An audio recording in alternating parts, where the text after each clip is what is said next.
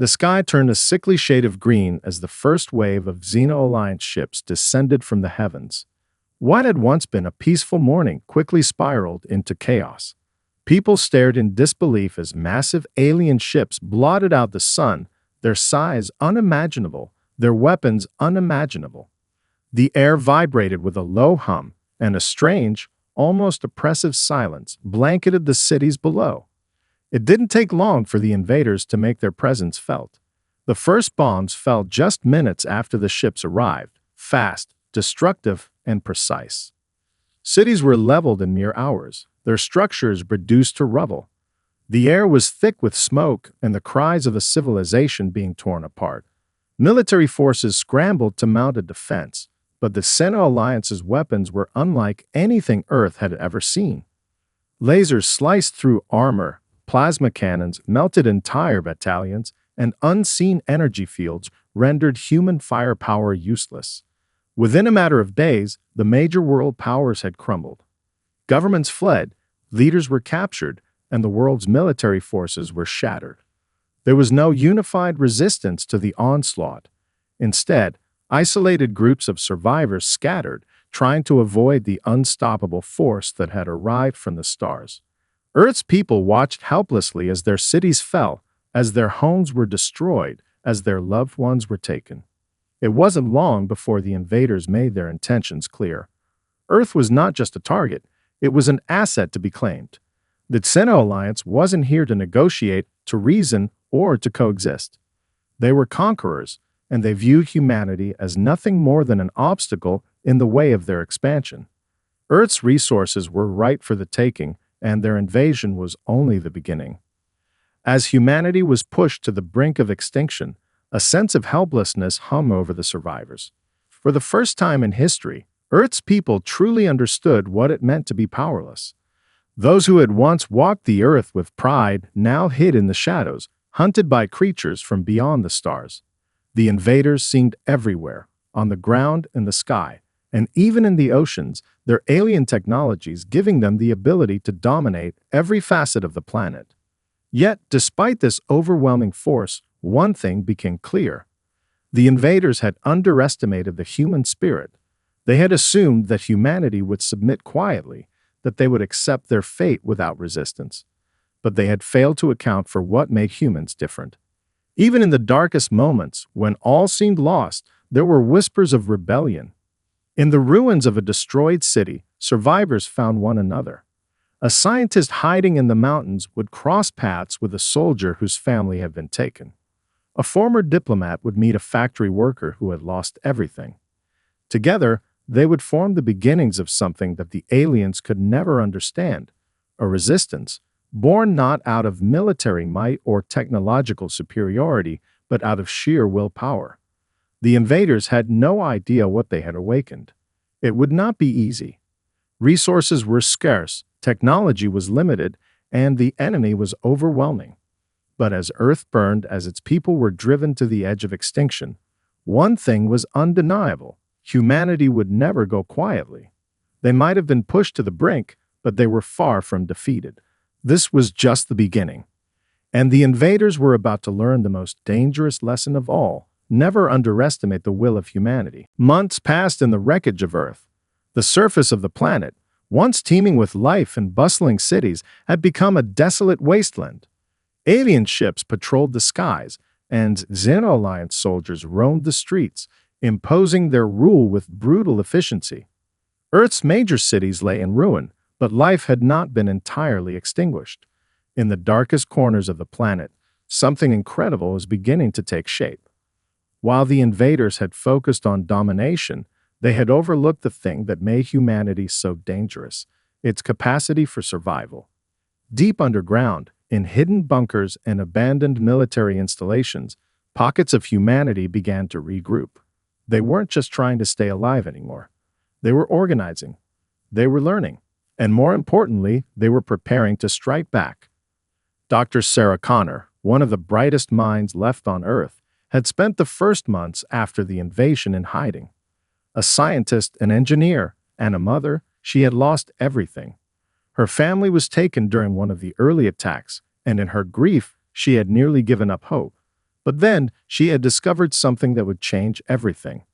While scouring through the wreckage of a destroyed alien ship, she found blueprints, alien technology that the invaders had left behind. It wasn't much, but it was a start, a way to fight back. Dr. Connor didn't waste time mourning. Instead, she poured herself into understanding the alien technology. She discovered their weapons systems, their methods of communication, and most importantly, their weaknesses. The more she learned, the more she realized that the Sino Alliance's technological superiority wasn't as unassailable as they thought. There were flaws, cracks in their armor that humanity could exploit. But she wasn't alone.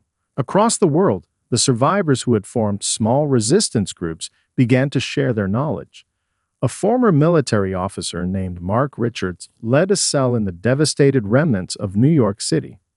In Europe, an underground network of engineers and hackers worked tirelessly to reverse engineer the alien tech, developing weapons and shields from what they could scavenge. In Africa, a group of former mercenaries set up a base and trained local militias to fight back. These resistance cells, though isolated, were growing. They began to communicate using encrypted messages, passing on vital information. They shared tactics, traded supplies, and offered what little hope they had left. With each small victory, they grew bolder. They realized they weren't fighting just for survival anymore. They were fighting for revenge. And with every alien soldier they took down, with every alien ship they sabotaged, they became more than just scattered survivors. They were becoming a united force. Dr. Connor's breakthrough came when she discovered a vulnerability in the Sino Alliance's energy grid, a flaw that, if exploited, could disable their entire fleet. It wasn't a simple task. The alien infrastructure was complex, and the risk was enormous. But the potential for success was too great to ignore. She shared her discovery with the resistance leaders, and they agreed that this would be their first real strike against the invaders. As the resistance began to prepare for their mission, it became clear that this would not be a fight of just weapons and technology. It would be a battle of wills. The Sino Alliance had fought humanity weak, divided, and broken. They had expected the planet's inhabitants to submit without a fight. But humanity's hidden fire was burning brighter than ever. They weren't just fighting for revenge. They were fighting for their future. They were fighting for a world that still held something worth saving. The first coordinated strike would be small, intelligent, surgical, and precise. The resistance had no illusions of defeating the invaders in one battle, but it would be a start. They would show the aliens that Earth was no longer theirs to take without a fight. The flame of rebellion had been ignited, and there was no turning back. And as the resistance readied itself, they all knew one thing for certain: the fight had just begun. The day of the first coordinated strike arrived with a sense of urgency and quiet determination. The resistance, now a global network of scattered groups, had come together for the first time in a unified assault against their alien oppressors. The target was one of the Sino Alliance's most critical command centers, located in the remnants of what had once been London. The city had been reduced to rubble, but it still held the heart of the aliens' operations on Earth. If they could disrupt the alien command and cripple their communications, it could slow their control of the planet. Dr. Sarah Connor's breakthrough, the flaw in the Sino Alliance's energy grid, had given them the edge they needed. The resistance knew the path to success would be perilous. The aliens had fortified the command center, and every move would need to be calculated with military precision. A single misstep could lead to total destruction, but the resistance had no choice but to move forward. Earth's survival depended on it. Teams of highly trained operatives, each with specific expertise, military, engineering, and espionage, were assembled. The operation was to be swift and brutal. There was no room for failure. The Resistance's primary goal was simple: infiltrate the alien base, plant a virus that would disrupt their energy grid, and disable their command network. It was a chance for humanity to strike back, and they couldn't afford to waste it. As the teams gathered at their respective launch points, there was an almost tangible sense of anticipation in the air. The men and women of the Resistance knew what was at stake, and there was no time for fear. They had seen their world destroyed, their loved ones taken, and their future threatened. Now, for the first time, they had the chance to make the invaders feel the sting of human fury. The attack began under the cover of darkness. A small squadron of resistance fighters infiltrated the outskirts of the alien stronghold, moving quickly through the crumbling remnants of the city. They knew the aliens' patrol patterns by heart, thanks to the intelligence gathered by resistance hackers. Every step had been planned with military precision, every movement calculated to avoid detection. Dr. Connor, coordinating from a safe distance, watched as the first group of operatives breached the outer defenses. They were in. The next phase would be even more dangerous. Inside the alien compound, the team fought through alien soldiers and security drones with an intensity that could only come from pure desperation. The weapons the resistance had scavenged from alien technology were formidable, but it was their ingenuity that truly gave them the edge. They were fighting not just with guns and explosives, but with cleverness, using the enemy's own systems against them. Hours passed in tense silence as the resistance team advanced deeper into the heart of the alien facility. Every time they thought they were close, more obstacles arose. Alien soldiers ambushed them, forcing them to fight back with brutal efficiency. But with each success, their morale grew stronger. They were making it, one room at a time, one battle at a time. The aliens had never expected humanity to be capable of such resistance. They had assumed that Earth's survivors would cower and beg for mercy. Instead, the resistance was delivering a message that would resonate across the galaxy. Humanity was not to be underestimated. Finally, they reached the central control room, the heart of the alien base. Dr. Connor's virus was ready to be deployed. The moment the virus was activated, the alien energy grid began to falter. Lights flickered, communications went silent, and the hum of the alien machinery ground to a halt. It was a moment of triumph, but it was only the beginning. As the virus began its work, the Resistance's escape route was compromised. They had done it, but now they had to fight their way out. The true battle had only just begun. In the final moments, as the Resistance team made their way to the exit, the entire alien base went into lockdown. It would be a race to the finish. But no matter what happened, humanity had shown the Sino Alliance something undeniable. Earth's people were not beaten. The first strike was a success, and the war had officially begun. The resistance fighters escaped with their lives, but the cost was high. Some didn't make it out, but their sacrifice would not be forgotten. Humanity had struck back. The invaders would never see the next wave of the resistance coming. And for the first time in months, there was hope, a hope that, perhaps, Earth could be saved. The success of the first strike reverberated across the globe like a shockwave. For the first time since the Sino Alliance had arrived, humanity tasted victory. And it tasted sweeter than anything they had imagined. The destruction of the Alien Command Center had not only crippled their operations, but also sent a powerful message to both the invaders and the surviving humans. The fight for Earth was far from over. The Resistance, once a handful of scattered cells, now began to rally together in greater numbers. Their victory in London had sparked something within the people of Earth, a fire that had long been smoldering beneath the ashes of their destroyed cities. Pockets of survivors, once too terrified to act, began to join the fight. It was no longer just a small band of fighters holding out against overwhelming odds. It was a movement, one that was quickly gaining momentum. Across the globe, resistance cells grew stronger.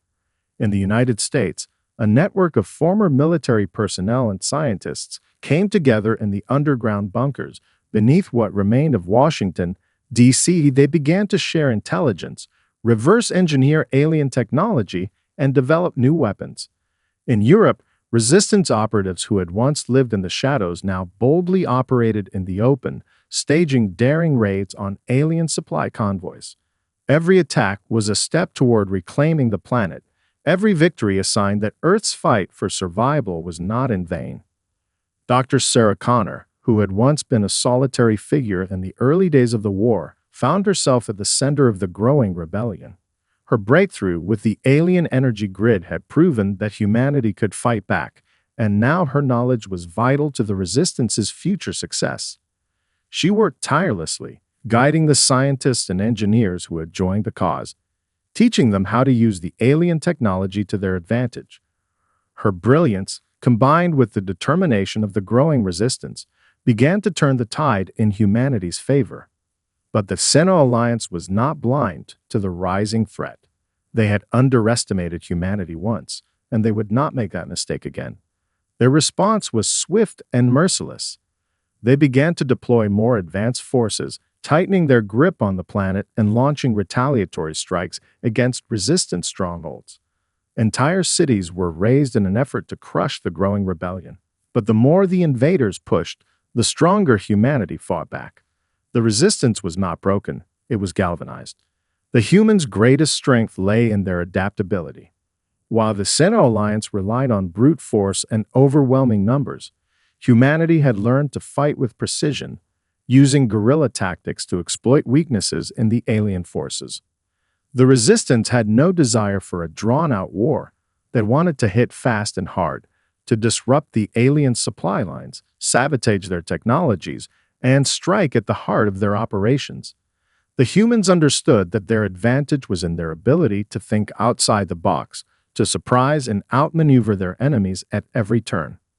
And so, the battles raged on, small victories, scattered across the planet, building towards something much larger.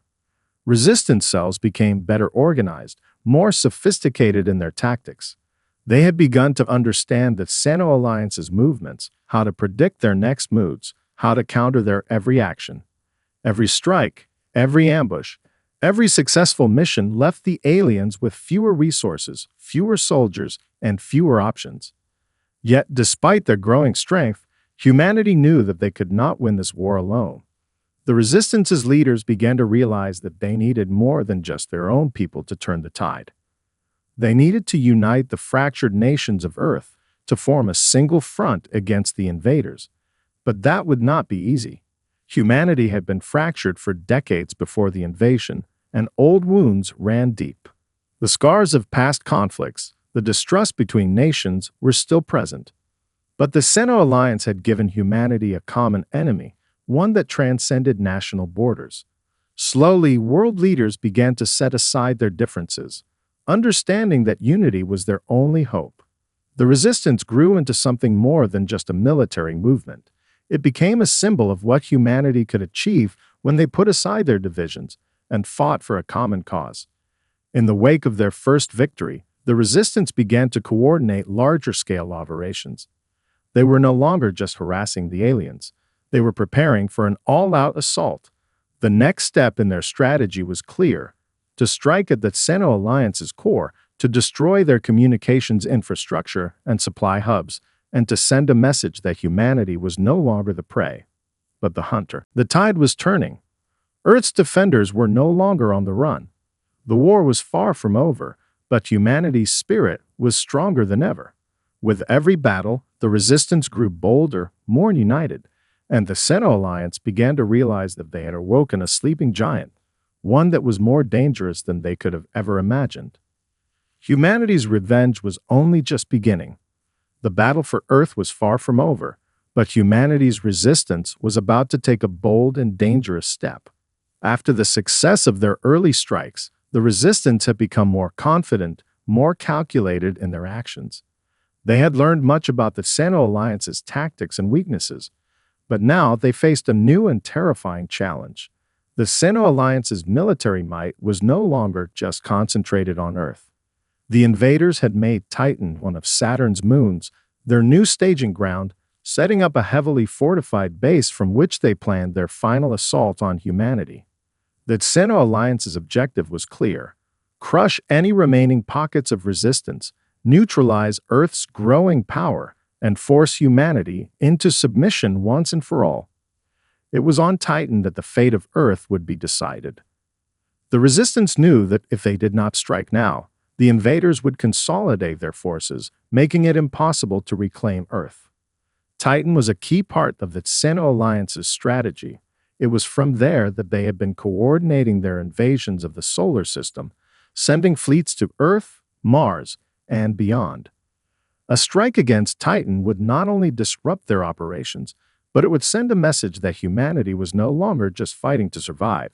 They were fighting to win. The plan was audacious. The Resistance could not afford a drawn-out battle. They had to take Titan by surprise. They had learned of the aliens' operations on the moon through espionage and reconnaissance, and they knew exactly how to exploit the flaws in their defenses.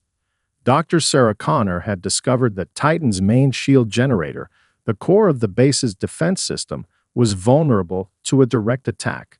If it was destroyed, the aliens' orbital defenses would crumble, leaving them open to an all-out assault. But this wouldn't be easy. Titan's atmosphere was thick with methane and nitrogen, making a direct assault incredibly dangerous. The Xeno Alliance's fleet patrolled the skies above the moon, their ships powerful and heavily armed. Getting close without detection would be a near-impossible task, but the Resistance had learned to operate under the radar.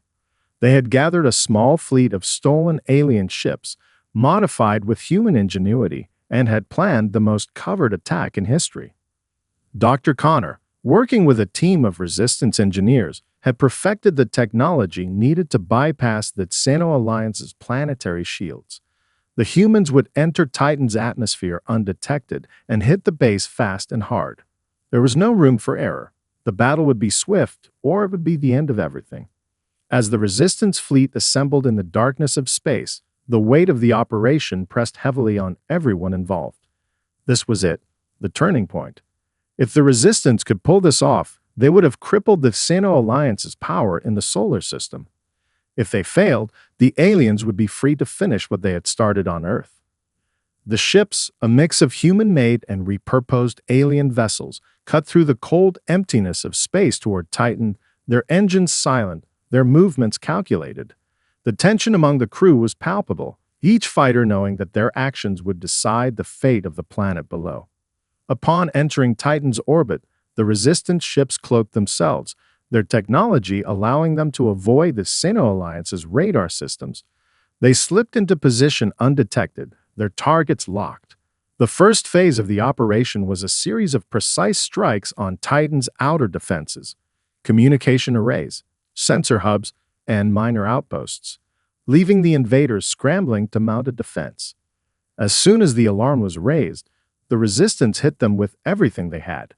The alien forces, already stretched thin from previous encounters on Earth, were now faced with an unexpected onslaught from the very planet they thought they had subdued. Dr. Connor's team moved quickly, deploying a specialized task force to infiltrate the main shield generator facility. As they moved through the alien base, they encountered heavy resistance.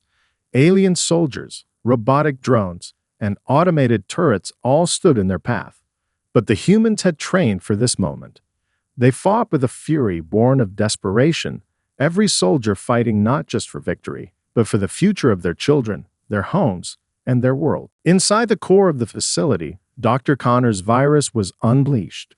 The signal raced through the alien systems, overloading their defenses and shutting down the primary shield generator. It was a moment of triumph, one that would change the tide of the war. Titan's shields flickered and collapsed. Outside, the full force of the Resistance fleet descended upon Titan. With the shields down, the aliens had no protection. Human ships poured fire into the Xeno Alliance's defenses, tearing through their fleet with brutal efficiency. The skies above Titan, once a symbol of invader dominance, now became the battleground where humanity proved that they were no longer weak, no longer willing to be slaves to an alien empire. The battle was fierce, but humanity's determination was greater. The Resistance held their ground, pushing the invaders back, dismantling their last stronghold in the outer solar system. Titan, once a symbol of alien power, was now a testament to humanity's resilience, their ingenuity, and their unwillingness to accept defeat. The invaders had underestimated them again, and this time they had paid the price. Humanity's victory on Titan was more than just a battle won. It was the turning point in a war that would see Earth's defenders rise once more. The victory on Titan reverberated across the galaxy, and humanity's resilience was no longer in question. The Xeno Alliance had suffered a devastating blow. With their primary base on Titan destroyed, their grip on the solar system weakened, and their fleets scattered, the invaders found themselves in disarray. For the first time since their arrival, the Xeno Alliance was on the defensive, and humanity had a chance to tip the scales in their favor. Back on Earth, the resistance movement exploded in strength. The victory at Titan, broadcast to the remaining survivors through secure communication channels, galvanized the human spirit. The once fractured factions that had fought alone or in small groups now began to unite on a scale previously thought impossible. The nations that had been fractured before the invasion saw their divisions begin to dissolve. Governments, once hostile to one another, set aside their differences to join the global effort to reclaim Earth. The message was clear: the fight was far from over, but humanity's chance at survival had just increased exponentially. Dr. Sarah Connor's role in the resistance became even more pivotal. Her expertise with alien technology, paired with her unparalleled strategic mind, made her a natural leader. Her work on Titan had proven humanity's ability to disrupt and neutralize the invaders' most formidable technologies, but now she was tasked with an even greater challenge: coordinating the next phase of the war. The Xeno Alliance was retreating, but they were far from finished. A final, decisive blow had to be struck, and the resistance had to act quickly before the invaders could regroup and retaliate. The plan that emerged was as bold as it was dangerous. The resistance had learned the location of the Xeno Alliance's central command, the heart of their operations, hidden deep within the gas giant of Jupiter. It was there, in the heart of the alien armada, that their remaining fleet was stationed, waiting for the right moment to crush Earth's resistance. The Xeno Alliance had underestimated humanity's ability to fight back, but now the humans were preparing for the final assault, an all-out strike to destroy the enemy once and for all. To succeed, the resistance would need to infiltrate the heart of the alien stronghold. They would have to navigate through the dense, storm-laden atmosphere of Jupiter and breach the heavily defended orbiting stations, a feat that had been deemed impossible. The invaders had set up massive defense grids, orbital mines, and energy barriers that could obliterate any ship that came too close. It would require every ounce of human ingenuity, courage, and determination to even attempt it. The resistance began assembling the largest fleet humanity had ever seen. Old warships, repurposed alien vessels, and even hastily modified civilian ships were retrofitted for combat. New technologies developed by Dr. Connor and her team gave the fleet a fighting chance, but the odds were still overwhelmingly against them. The key to success would be in the execution. With the help of underground hackers, scientists, and soldiers from every corner of Earth, the fleet was prepared to launch its final offensive. As the countdown to launch began, a sense of unity and resolve filled the resistance's ranks. The individuals who had once fought only for survival now fought for something more, something far greater than themselves. They fought for their children, for the future of the human race. They fought for Earth, the home that had been nearly lost to the stars. The skies above Jupiter would soon become the stage for the final confrontation, where humanity would either prove their worth to the universe or be erased from existence. Dr. Connor stood at the command center, looking out over the assembled fleet. The faces of the men and women around her were a mixture of fear and determination. It was a strange, haunting thing to witness. The fear was there, but so too was a fierceness that could not be quelled. Humanity had lost everything once, but they had risen from the ashes. They had become more than survivors. They had become warriors. "We may not have chosen this fight," Dr. Connor said to the assembled leaders and soldiers, "but we are here now, and we will finish it. We will not let our world fall to them. We will take back what's ours." The fleet ignited its engines, and the resistance set course for Jupiter. As they entered the cold, unforgiving depths of space, the full weight of the moment pressed upon them. This was their last chance. The Xeno Alliance would not be merciful again, and Earth would not survive another defeat. It was do or die. And so, humanity's final fight began, a battle not just for Earth, but for the future of every generation that would follow.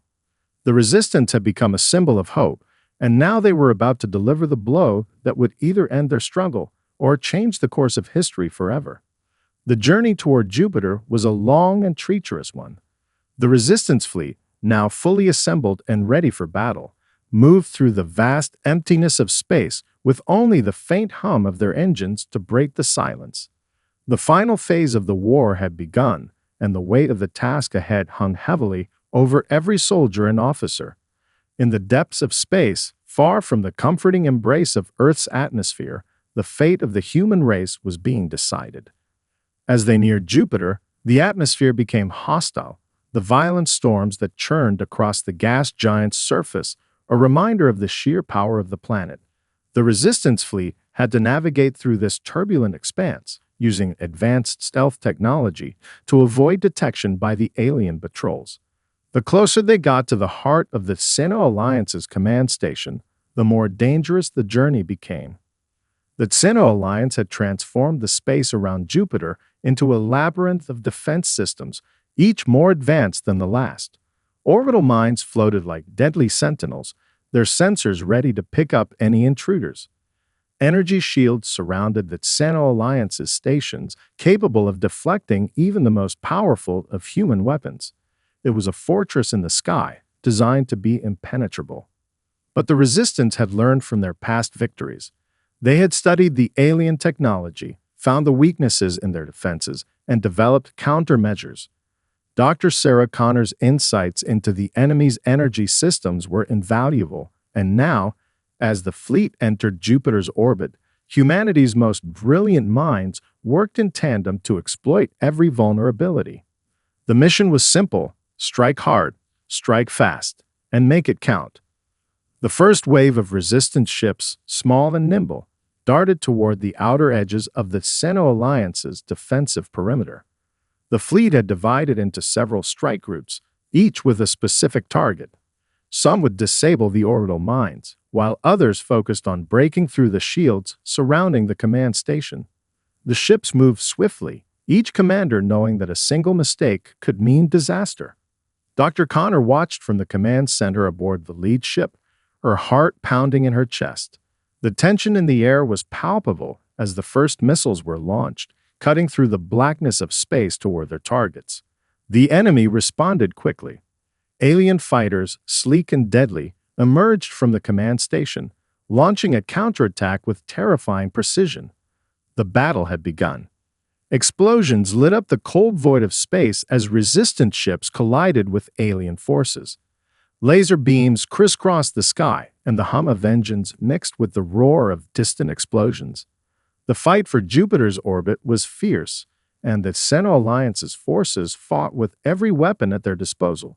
But the Resistance, fighting with the raw, determined will of a people who had been pushed to the brink, matched them blow for blow. As the outer defenses were breached, the Resistance fleet pressed deeper into the heart of the storm. The alien forces, though powerful, were no longer united. The defeat on Titan had left them scattered and vulnerable, unable to coordinate their responses with the efficiency they once had. But despite the disarray, they were still formidable. Dr. Connor's heart sank as one of the lead ships in their strike group was hit, its hull torn apart by a devastating blast from a heavy alien cannon.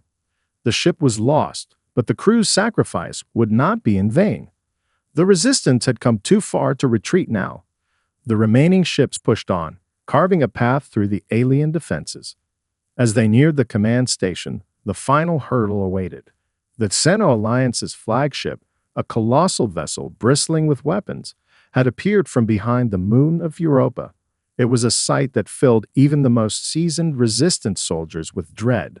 But there was no turning back. The flagship was humanity's last obstacle. With a fierce battle cry over the comms, Dr. Connor ordered the fleet to engage. The battle became a maelstrom of fire and fury as the Resistance launched everything they had at the flagship. Missiles collided with its shields, and energy blasts lit up the darkness as the Resistance ships swarmed like angry wasps. The flagship retaliated, its massive cannons tearing through the ranks of humanity's fleet. But the Resistance had a plan, one final push that could end it all. A small group of human ships, led by Dr. Connor's flagship, broke away from the main battle, heading straight for the core of the Sino Alliance's flagship. Their mission was clear: penetrate the flagship's shields and plant a virus that would cripple its power, shutting down the aliens' remaining defenses. It was a suicide mission, but one that would give the rest of the fleet the opportunity to finish the fight. With weapons blazing, the group of resistance fighters dove toward the flagship, weaving through the deadly crossfire. The flagship's shields crackled as the first few ships took direct hits, but they held steady, their mission clear in their minds. They would sacrifice everything to ensure the future of humanity. Dr. Connor's voice rang through the comms once more. For Earth. For our future. The final push had begun, and this time, the humans would not back down. The final push was nothing short of a miracle. With every passing second, the resistance fleet grew smaller, their numbers dwindling as alien firepower tore through their ranks. Ships exploded in brilliant flashes, and the void of space was alive with the chaos of battle. But the mission had to succeed. There was no other choice. Earth's future depended on it. Dr. Sarah Connor's ship led the charge, its sleek hull darting through the deadly crossfire, the heart of the assault. Her crew, battered and bruised, worked in a feverish frenzy, knowing that their lives might end at any moment, but also understanding that this was the last chance to free their world. She could see the immense flagship of the Sino Alliance looming ahead, its massive silhouette almost swallowing the entirety of the starry expanse. The alien ship retaliated with brutal force, its weapons nearly obliterating the advancing fleet. But the resistance fighters pushed on, determined to carry out their mission. The flagship's shields flickered as they absorbed the brunt of the human assault, but they could not hold forever. The resistance fleet, despite the losses, had created a small but critical opening. It was now or never. As the small strike force dove into the heart of the flagship's defenses, they faced a wall of automated turrets and alien fighters, which swarmed like a deadly storm. Yet, despite the overwhelming firepower, the humans fought with ferocity. The courage in their hearts pushed them forward, and Dr. Connor's voice echoed through their comms, reminding them of why they fought. Stay focused. We can do this. Through the chaos, the lead ship broke through, its hull shaking from the barrage of fire. Dr. Connor's ship, with its hull breached and crew members wounded, sped towards the flagship's central core. The countdown to deployment began, and the virus, the weapon that had already crippled the Sino Alliance's base on Titan, was loaded into the ship's payload. It was humanity's last hope, and it had to work. The flagship's energy shields flared brightly as the ship entered its inner defenses. But the Resistance had one final ace up their sleeve.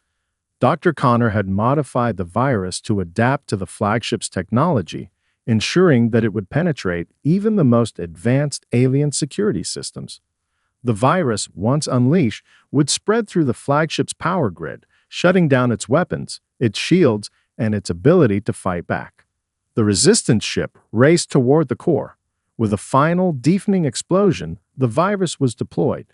It shot through the flagship's systems like lightning, overriding the alien technology in a matter of seconds.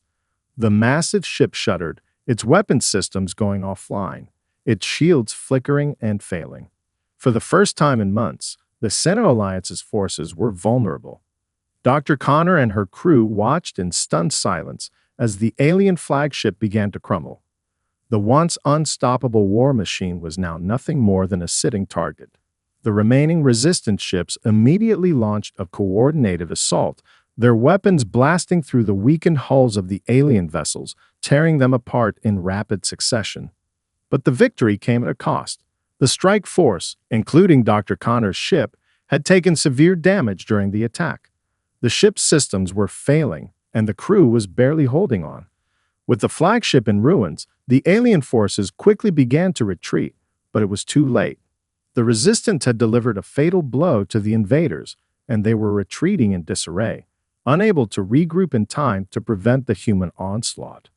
As the final alien vessels withdrew from the battlefield, the remaining Resistance fighters stood victorious. Their mission was complete. The enemy's command had fallen, their flagship was destroyed, and the Sino Alliance's grip on the solar system had been shattered. Earth was free. Back on Earth, the survivors celebrated their hard-won victory. The nations that had once been divided now stood together, their people united in a shared sense of triumph. The world had been forever changed. Cities rebuilt, and humanity, once on the brink of extinction, began to rise from the ashes of war. Dr. Sarah Connor's work was far from done, but her vision had been realized.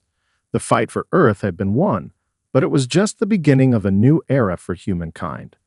The lessons learned, the sacrifices made, and the unity forged in the heat of battle would shape the future. Humanity had not only survived, they had emerged stronger, wiser, and more determined than ever before. As Earth healed, a new dawn broke across the planet, one where humanity stood not as victims of the stars, but as the masters of their own fate, ready to face whatever challenges the universe might bring. The fight for Earth's future had ended, but humanity's story was just beginning.